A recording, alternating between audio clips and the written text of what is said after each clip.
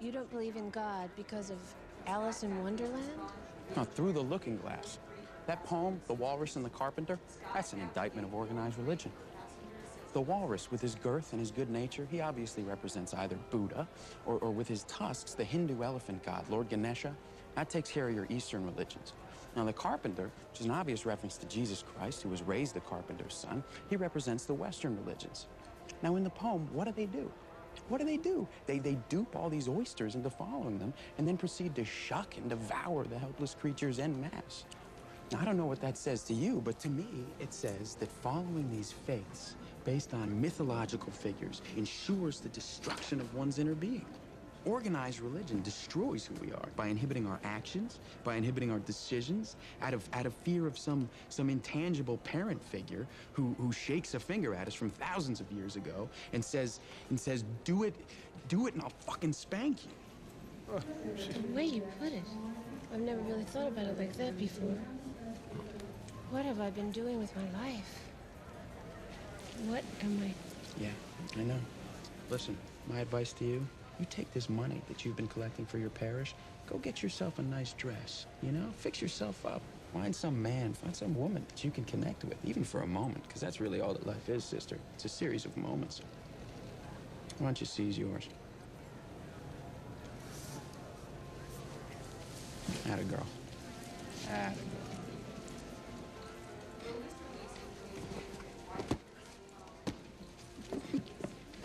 You know, here's what I don't get about you. You know for a fact that there is a God. You've been in his presence. He's spoken to you personally. Yet I just heard you claim to be an atheist. I just like to fuck with the clergy, man. And, perhaps not overall, but in some specific places, the tone of what we're doing is decaying. And instead of relying on the merits of the arguments, which is what critical thinking is really all about, what about evidence-based reasoning is about, it seems that vitriol and venom are on the rise. And I'm unhappy about that, and I want to talk about it. So let me ask you a question. Here. How many of you here today used to believe in something, past tense, whether it was flying saucers, psychic powers, religion, anything like that? You can raise your hand if you want to. I mean, I imagine, yeah. Not everybody's born a skeptic, right? A lot of you are raising your hand. I'd even say most of you from what I can tell. Now, let me ask you a second question. Second question is, how many of you no longer believe in those things and you became a skeptic because somebody got in your face screaming and called you an idiot, brain damaged, and a retard? I've owned Dogma Debate since 2008. It's dogmadebate.com. And more people, Christians mostly, come to my site to comment, thank you for having a place where we can come safely, have rational discourse without things getting nasty. That's what I pride and decide on. And when people do get nasty, and a lot of times it's Christians, but sometimes atheists too, or Muslims or whatever, I'll delete the comment or respond to them in a way to show them I'm not going to tolerate that. Because we're not going to get anywhere like that. We get emails all the time from people telling us, I am now an atheist, in part because of arguments you made. Your arguments against religion are a big part of why I am now an atheist. I used to believe, you made some arguments, and that made a difference, and because of you, I am now an atheist. These are not isolated incidents. We get these all the time. PZ, obviously, who's the 900-pound gorilla in the world of atheist blogging, he said at TAM a couple weeks ago that he gets hundreds of emails every month from people saying that he changed their minds. And it's odd that the word atheist even exists. I don't play golf. Is there a word for non-golf players? Do non-golf players gather and strategize? Do non-skiers have a word? And it's not just Neil deGrasse Tyson saying this, because I've noticed this idea has become really contagious and it's spreading fast among non-believers. And it's not spreading in a cute way, like yawning. It's spreading in a really obnoxious way, like chlamydia. There are a lot of big names out there who are pushing for a replacement of the word atheist. They say we should instead use terms like evolutionist or skeptic or humanist. And normally I wouldn't even bother with this, but it's gotten to a point where on every other video I make I get comments like this, and it's really starting to annoy me. We don't have a word for people who don't play golf because we simply don't need one. But if 85% of the entire world population played golf, then yes, a term like that would actually be useful. When such an overwhelming majority of people believes in God, then there is an obvious utility to have a word that describes those who don't believe in God. I mean, with any census, with any poll or statistic, when you're asked, what's your religion? And you say, I'm a humanist, or I'm an evolutionist, it's like, good for you, dude, that's wonderful, congrats. But that's not what I asked, is it? You cannot answer this question with something that doesn't pertain directly to religion. You cannot just say, I'm a skeptic. You know, not believing in God doesn't necessarily make you a skeptic. There are plenty of atheists who use homeopathy. Just like there are atheists who are not evolutionists, and they think that aliens planted us here. Not to mention all the atheists who are very far from being humanists. The term atheist is useful because it has a direct connection with religion. In the same way, when we are dealing with sexuality, the term asexual is useful. And just like when somebody asks you what are your political views, you can say that you are apolitical. I mean, hell, we even have a word for people who prefer not to wear clothes. Just because the large majority of people do wear clothes at most times, unfortunately. The moment once someone attaches you to a philosophy or a movement, then they assign all the baggage and all the rest of the philosophy that goes with it to you. And when you want to have a conversation, they will assert that they already know everything important there is to know about you because of that association. Yes, it is true that when you label yourself an atheist, people may assume things about you. But that's their own damn fault. When you label yourself gay, people may assume things about you as well. They can assume you wear leather thongs and feathers and do whatever. Does that make you less gay? No, it just makes them terminally stupid. My point is that you shouldn't be afraid of a word just because of what other people attribute to it. When people assume you're a chicken, just fly and show you're an eagle. Now the internet is the reason, and I want to make sure you all understand this, the internet is the reason that the growth of atheism is not a wave, but a trend. A wave comes down, a trend continues. The internet is the reason that we're a trend and not a wave. When I was young, when I was a kid, I'd have to get on my bicycle and ride 2 miles to the local library to check out the one book on atheism. The one book. And I was the only atheist I knew. That's gone. That's gone. That doesn't exist anymore. Anybody can go online in their living room, in their bedroom, from their laptop or from their phone and get more immediately than I got from my library. And you can meet thousands of people.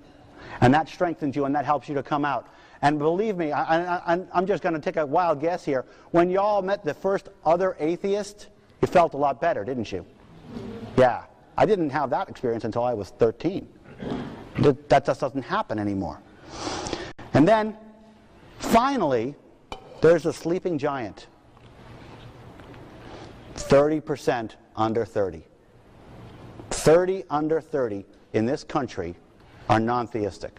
30%. That means that in 20 years, at least 30% under 50 will be non-theistic. Oh, those are good numbers. Those are good numbers.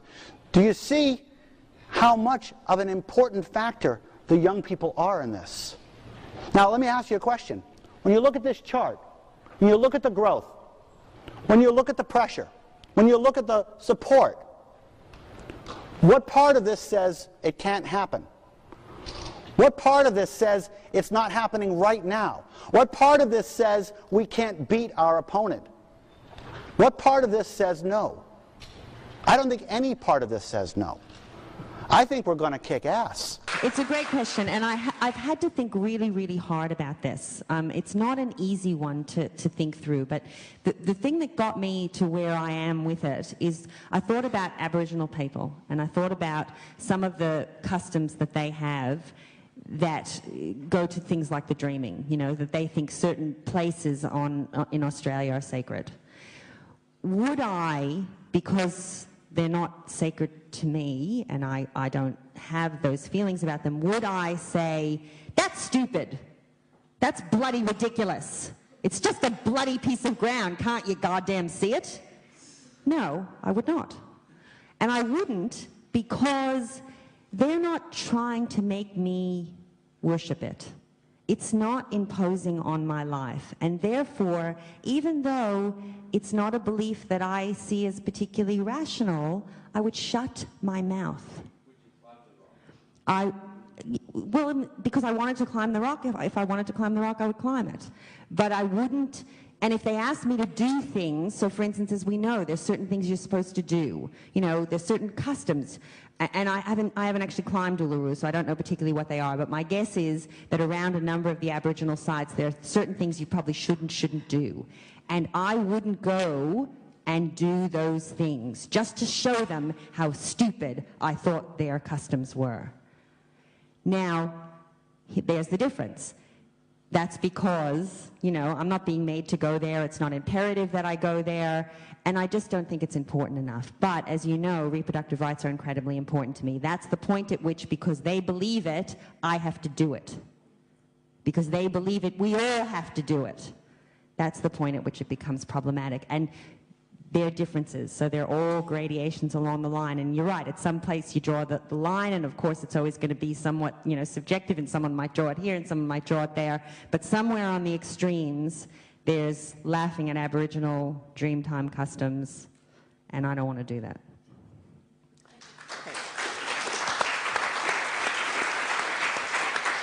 I do want to say one thing about that, though, and that is that there are other exceptions where you do have to ridicule this.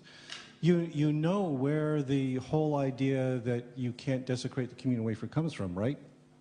Do I know the idea?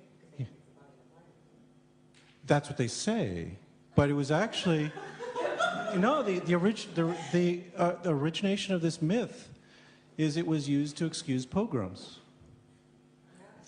Yes, in the 14th century, what they would do is when they wanted to clear out the Jews in the neighborhood, they would make up these amazing stories about the Jews coming in and wanting to use those communion wafers in their rituals, because obviously, since it was Jesus, it was very powerful. And the common thing they would do is drive nails through it to extract the blood of Jesus that they would desecrate. And there's a number of well-known massacres in Europe of entire Jewish communities driven by this myth. So in that case, you know, of course the Catholic Church has gotten a little better since then. They haven't burned anybody in the stakes since the 19th century. But in that case, I think that would be a case where you would say, no, I have an obligation to debunk this story. And so it's been a source of abuse for centuries, and I think it's legitimate to point out that this belief is damaging and dangerous. And like you say, when they tell you, well, you have to respect our cracker and you can't do anything to a cracker outside of the church, I think it's time to stand up and say, no, don't mess with that. Is the one thing that I think is really dangerous in many religions is that it gives people a gold-plated excuse to stop thinking. To stop thinking? To stop thinking. To say, I don't have to think about that because my religion says this is right, this is wrong, it's as clear as that, it's black and white, I don't have to think about this anymore. It's just a matter of faith. And we honor that. We say, oh, it's a matter of faith. I think we have to stop honoring people for stopping thinking. I think we have to say to people, fine, you have your faith, great. Your job then, your duty to your own faith, is to explain to those of us who do not share your faith why you're right about this. Let it be true that God told you. Let it be absolutely true. God told you this is the right way and these ways are wrong. Right. Your problem now is to explain to those of us that God didn't speak to why this is right. It's a very important point I want to make about those emails that don't come from the people that I had been debating. They came from people who had been lurking. They came from people who had been watching and listening to the arguments. It is certainly possible that one of the people that I tangled with directly one-on-one on my blog about religion is now a full-fledged atheist because of those arguments. But if they are, I haven't heard about it. None of them has written to me to say, hey, you're right. You know, the Reverend Colley has not yet written to me, you know, to say, you know, you're right and I'm now quit my job. The people who have been persuaded have not been the people that I've been debating with. It's been the onlookers. And that is a very important point to keep in mind about arguing over religion. The people you're trying to convince aren't necessarily the people that you're arguing with. It's the people who are looking on, and that's true for like big public debates. Chances are if you're debating William Lane Craig, he's not going to change his mind. You're not talking to him. You're talking to the people in the audience. And it's also true for debates in like online forums and blogs and so on. Which brings me to a very important point about strategy. It is generally a waste of time to have these debates privately. The closeted atheists are in those theistic churches. They're there. When the theists get pissed at me, they go and complain. Who are they complaining? Who are they complaining to? They're complaining to our target audience. They're complaining to closeted theists. They're spreading our message for us. The theist is a marketing tool, and they will be treated as such. Richard Dawkins and the Four Horsemen are often accused of being strident and, in a way, disrespectful of the other side, of believers. So is this, politically speaking, is it just poor political tactics? If you do want to get people allying together, if you do want to get as many people as possible getting off their asses and becoming an activist and working together for the common good, that's another question. What do we mean by the common good? But is it just ineffective political tactics to get them pissed off? It's great political tactics. Okay, that's how we form our tribe, right? And that's what we're in the midst of doing right now, is establishing a new social unit here, the atheist community. And I think that those kinds of, people call them polarizing tactics. But when you're polarizing, what you're doing is you're saying, okay, these guys are the outsiders, we are the insiders. And that's the only way you can build up a group of people. That you have to do that. You have to do that in-group, out-group thing. And in this case, if there's anything strident, if there's anything militant or extreme about it, it's because the other side is a bunch of extreme assholes. It's that simple. No, I mean, really, it's gotten to the point where, we new atheists are sitting here wondering, why is the entire world insane right now? As a really small, simple example from my own personal experience, there was this time a couple of years ago where I did this really trivial little thing where I stuck a nail in a cracker and threw it away. It happened to be a consecrated communion wafer, and I bragged about it. But, it's silly, right? It's utterly trivial. To me, this was a meaningless act. And to emphasize that, I also desecrated a Koran at the same time, and my holy book from His Holiness Richard Dawkins, The God Delusion. Threw him in the trash, took a picture, put it on the web. And I thought it was going to die right there. That was so silly that... Yes,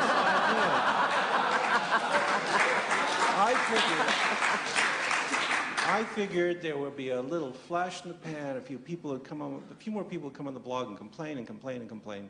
But I did not think it would turn into this major event that consumed a big chunk of my university administration for a little while. I also did not imagine that I would be going off afterwards. This happened shortly before I came to Australia last time. Did not imagine I would be doing radio interviews here where people would ask me, what kind of insanity is that you dared to desecrate a cracker? The insanity was that there's a couple billion Catholics on this planet who think that cracker is God. That's the extremism. It's still extremism, even though a vast majority of the planet believes in this nonsense. But here's the thing. Is the fact that they believe the cracker is God really the problem? I would say that is not the problem. I mean, do I agree that the cracker is God? No, I do not agree with them. Do I think it's a little bit silly? Okay, between you and me, I do. But do I need to say that? to them? No, I think I do not. And I think it is disrespectful. And I think it is counterproductive, because that's not the problem I have with them. The problem I've got is they want to stop me having abortions. The problem I've got is that they're trying to take the country that I respect, two of them in fact, that I'm invested in and respect, and turn them into places where, because they believe something, I have to do it. That's the problem I've got with them. Let's keep our eye on the ball. The cracker is the stupid bit. Okay, and lots of people have stupid things that they do and they believe, and I'm going to dedicate my life to pointing out how stupid they are. I'd be very, very busy, and I'd be very, very bored. Why would I spend my time doing that? Let's keep our eye on the ball. We don't refrain from insulting religions because they deserve some sort of special respect, or, I don't know, some sort of being easy on them. We refrain from doing it because it's not going to get us anywhere. That's my point. It's not that I'm saying to protect them because they're special people. They're not. What I'm saying is it's not an effective way of getting our point across. Even though it may be accurate, whatever you're saying, yes, it's a fairy tale, yes, it's a myth. Okay, we can discuss that amongst our videos and in our meetings. But when you tell an individual directly, everything that you put your life into is a myth and a fairy tale, they're going to shut down. I have to address a few things there. First of all, one, there's nothing wrong with being disrespectful. Really. If you can't take a little disrespect, you're not a responsible member of the society, because, you know, we are all going to be disrespected for some things, and that's understood. What people are being disrespected for is not simply having faith. They are being disrespected for bringing this faith into the public square and imposing it on everyone else. And you cannot simply say, well, your belief that every sperm is sacred is okay, you can believe, because that has policy implications. Well, Chris? Yeah, I mean, I want to thank PZ for reminding us of just how much work there is to be done, which is precisely why I think this work of trying to build bridges between diverse communities is so important. You know, both of you said something about taking sort of religion out of the public square. I'm not, I know this probably isn't exactly what you meant, but I want to counter that. I actually want to see religion in the public square. In fact, I think it needs to be. I think, you know, in the United States, we live in a country where there is more religious diversity than there has ever been at any point in human history anywhere. But we also have these atrocious religious illiteracy rates. People know very little about religion. They know very little about what other people believe. And I think that that's directly contributing to a lot of these problems. I think we need to have frank, open, honest discussions about these things out in the open, where everyone can talk about their religious beliefs so that we know what people believe and how that informs their actions. But I think we can do it in a civil way. And I think we don't have to look at somebody's religious beliefs and say that, you know, we need to remove them in order to advance what we're trying to accomplish. I mean, Hitchens himself even said, you know, he said, you know, as long as you're not trying to impose your religious beliefs on me by violence, and you're not trying to teach it in my schools as, you know, one religion is authoritative, then have your beliefs. That's fine. I'm concerned about secularism. And that's a belief that I share as well. You know, I think that I have no reason to believe that a world absent of religion would be any less totalitarianistic or tribalistic. I have no reason to believe that simply removing religion from the equation will resolve our problems. So I'd rather, like you said, Leslie, I'd rather go directly to the source of the problem, which is, I think, you know, it's tribalism, it's a lack of, it's not, you know, people not having access to education, it's people not having critical thinking skills, and it's people not acting compassionately towards those who are outside of their tribe. So, you know, this idea of common ground, I think it's both a goal, but it's also a tool. We can, you know, work towards trying to establish common ground between people who believe different things, but we can also then use that as a device to advance these issues that we all think are valuable and important.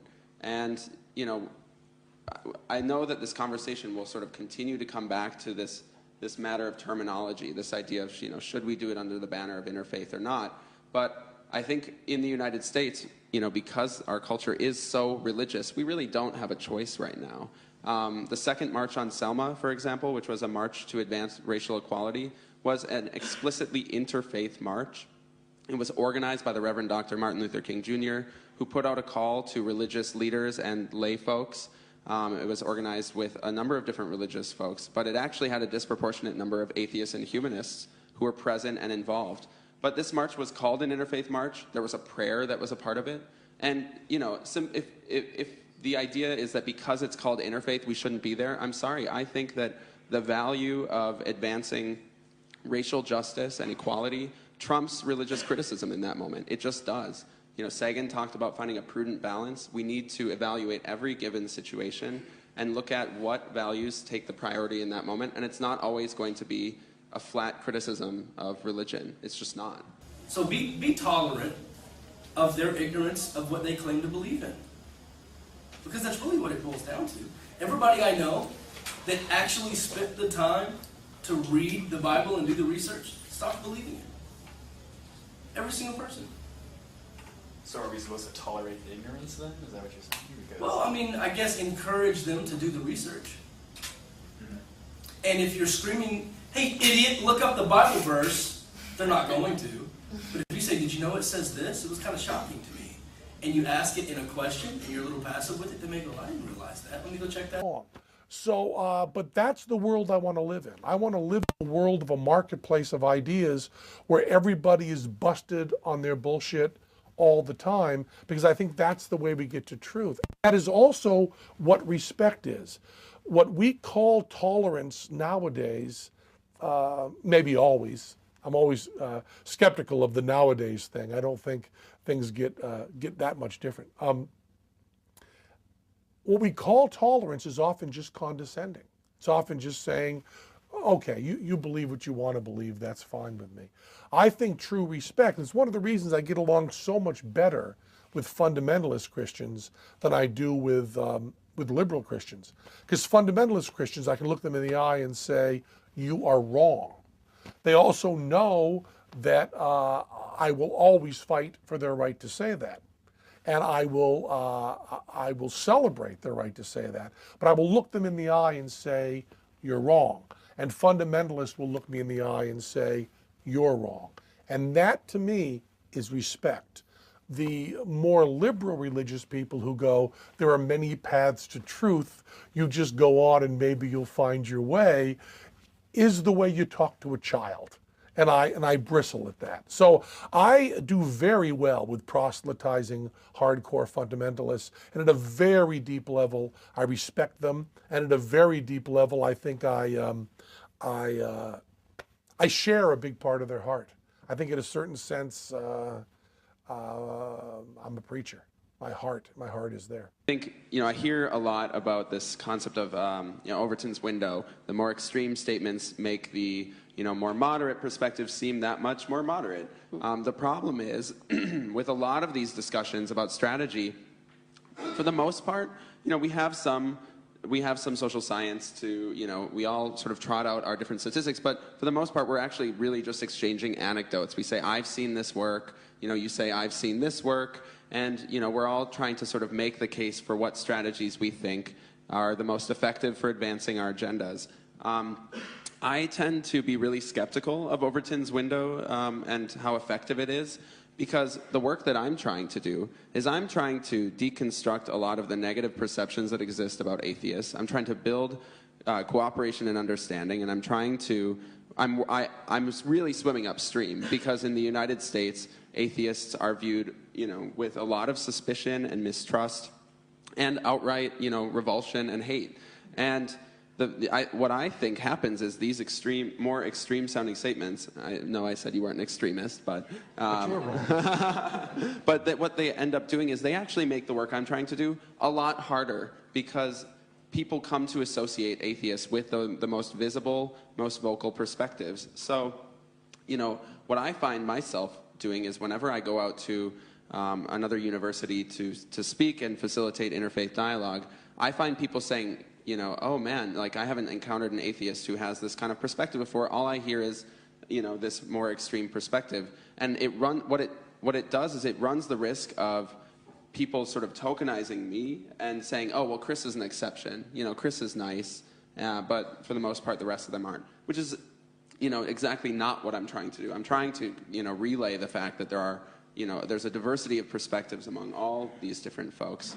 And so, you know, I'm not convinced that those extreme statements actually help advance the cause. You know, my mother goes to this gym in rural Minnesota, and she is always, you know, meeting strangers there, and they, of course, you know, ask about her children.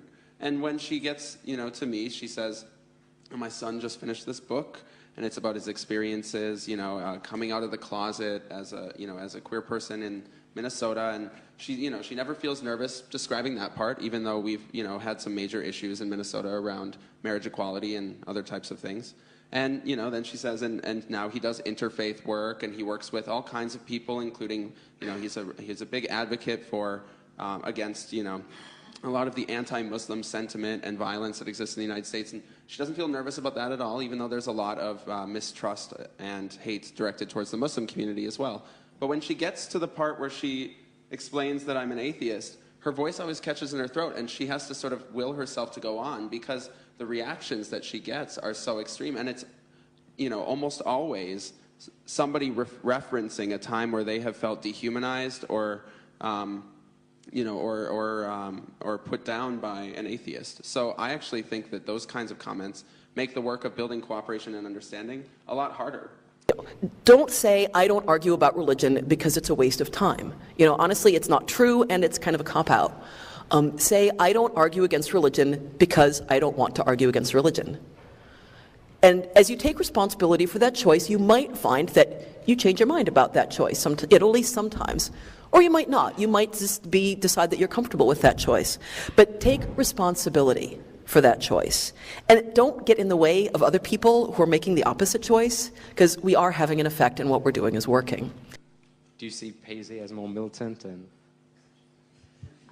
well, I think PZ said something quite interesting, and I think he said something because I'm a political organizer as well, which in some ways is probably true, which is that if it is true that we need a new atheist movement in order to progress the goal of returning to a secular society, then one way we may need to first form ourselves is by doing the in-group, out-group thing. And one of the ways you do that, because every bully, this is how bullies operate, right? We all know how schoolyard bullies work.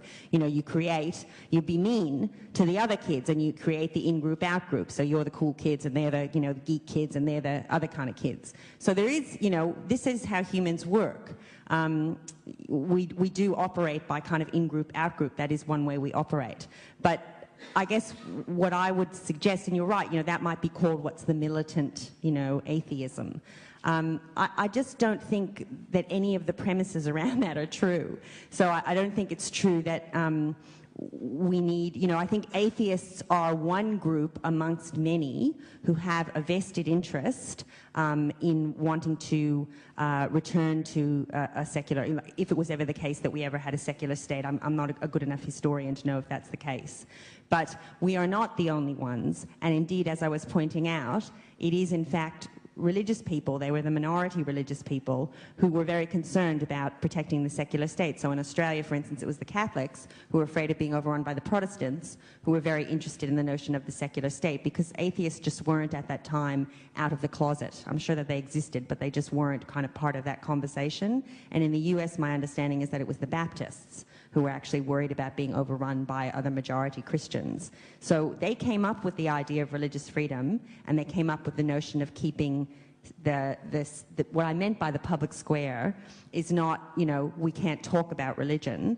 I meant that in terms of the way government is operating, so out of the schools, out of the public institutions, that we don't establish a religion and we don't allow religious values, the religious values of one group, because of course, as we know, religions don't agree, to be imposed on all the rest of us. We keep that out of the public square. We operate on values that we all can share, and we leave it so that everyone can decide for themselves what they do and don't want to believe, and how they do and don't want to practice. You can operate science without interfering with any of that. And if you know anything about cognitive dissonance and rationalization, you know that people are better able to hear disagreement when they don't feel like their core identity is being attacked. And I think this is sort of one of the main reasons why disputes and disagreements between atheists and believers can be so fraught, is we see religion as an idea. We see it as a hypothesis. It's a really lousy hypothesis, but we see it as a hypothesis. They see it as an identity. You know, they see it as like being gay or something like that. And so when you say, I think Catholicism is, you know, completely unfounded, they don't hear, oh, gee, I have this idea that you think might be mistaken. They hear you are stupid and bad at your core. And so I think that when we shift, the more we can do to shift religion from being an identity to being an idea, the easier these conversations become. In this country, there are about 40 to 50 million non-theistic Americans, and 40 to 50,000, 0.1%, involved in the atheist movement. This is our problem, but it's also our opportunity. Look at this. Just think about this for a second. As we grow, we're going to grow immediately, and we're growing immediately right now. Atheism in America is the fastest growing, not only in America, but in each of the 50 states. We're the fastest growing segment. Oh yeah, that's nice. I love that statement. We're in vogue. Did you all know that atheism is in vogue? You are an activist, as am I. And the difference between, now this is semantics, but for example, I've come up with a lot of, you've interviewed some people as well, who call themselves humanists, as I do also.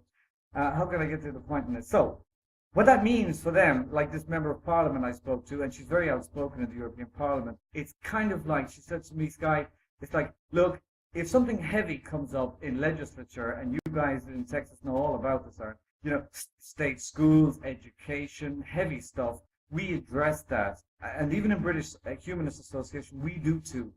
But it seems to me sometimes it's like they're kind of, we'll just leave it there. Once we've addressed that problem, we'll just leave it there. As an activist, the definition for me is, again, I'm a Carl Sagan fan, was that, no, it's like a teacher has to teach. You know, you impart reason in education. You've got to write. However gently or satirically or aggressively you do it, you've got to go out there. And that's what I do. I'm not happy to say, like, you know, you just mind your business and then you carry on. I'm sorry, I can't let you carry on because, you know, it's just, it's wrong. And I'm not sure if people are addressing all the hordes of indifferent people that don't realize how religion invades their life. So what do you think? Am I splitting hairs when I make that kind of differentiation between sort of passive humanism and active atheism? What you're doing is you're quoting a classic movie from the 1970s called Network. I don't know if you're familiar with it, but I sampled a piece of it in my last video when we promoted the Reason Rally. Yeah. You have a newscaster who's talking about how people just want to be complacent, just leave me alone in our living rooms, let me have my steel-belted radials, and I won't say anything, I won't bother anybody. Yeah. You know, just let me have my little confined space and be at peace. And the newscaster won't allow that. He says, well, I'm not going to let you. I'm going to make you mad. You've got to get mad at the situation because things are wrong, and you've got to do something about it. In that one respect, that was a great movie for that. And when you talk about how you're an activist and I'm an activist and a teacher must teach, my wife is also a teacher. And that's a lot of what she does. We've been to the steps of the state capitol on a number of protests just because her job is as an educator, and our governor is determined to destroy the body of education. He's determined to destroy public education as a process. Yeah. And the reasoning is obvious. They want subservient minions. They do not want an educated populace. I do. I would say that if we have idiots in the office, we should make it obvious that we have more intelligent people on the ground who are going to be voting them. I don't have to tell you things are bad. Everybody knows things are bad. It's a depression. Everybody's out of work or scared of losing their job. The dollar buys a nickel's worth. Banks are going bust. Shopkeepers keep a gun under the counter. Punks are running wild in the street, and there's nobody anywhere who seems to know what to do, and there's no end to it. We know the air is unfit to breathe, and our food is unfit to eat. We sit watching our TVs while some local newscaster tells us that today we had 15 homicides and 63 violent crimes, as if that's the way it's supposed to be. We know things are bad, worse than bad. They're crazy. It's like everything everywhere is going crazy, so we don't go out anymore. We sit in the house, and slowly the world we're living in is getting smaller, and all we say is, please, at least leave us alone in our living rooms. Let me have my toaster and my TV and my steel-belted radios, and I won't say anything. Just leave us alone. Well, I'm not going to leave you alone. I want you to get mad.